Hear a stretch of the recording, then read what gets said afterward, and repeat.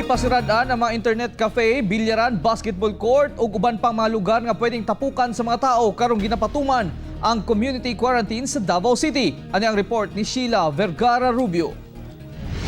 Schedule karon sa pagdawat og bayad sa water bill sa Barangay Mintal, Busa. Gipaniguro nga mapatuman ang social distancing. Pagsulod pa lang sa Barangay Mintal, gimarkahan na og X ang kalsada kung asa mo pesto ang mga tao ug usa-usang gisanitize ingon man gi-check ang temperatura. Ay, tubig. Sige, minaw sa taser. Pabutangan ako X kay Kap para ang tao dili magdikit, ma'am. Kung sa mga kadiri karon sa barangay. Kuan bayad tubig. Kumusta man ang imuhang nakita nga gipatuman nila diri nga social distancing?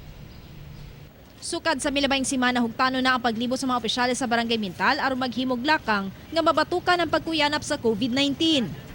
We ask NDS niya tumidid to maayo kay spray na sila, but still we ask the management kung pwede if they can make it happen hand washing station. Also sa mga ukay-ukay. Sangnit gimanduan nga magpundo sa balay ubos sa gipatuman nga community quarantine. Gipasirhan ang mga public park ug basketball gym kini aron nga dili dagsaon o punduhan sa mga tao. Gipangtangtang ang basketball ring, gipasirhan ang mga internet cafe ingon man ang mga bilyaran. Mikooperar man ang matag iya pandayag ang dakong epekto sa ilang kinitaan. Mahalagi ay maraglisod ng kayang among kuang kay mo side mo ra din nagasalig lang minya karon naapilan pag mi sa clearing diri ang among paninda wala pugid.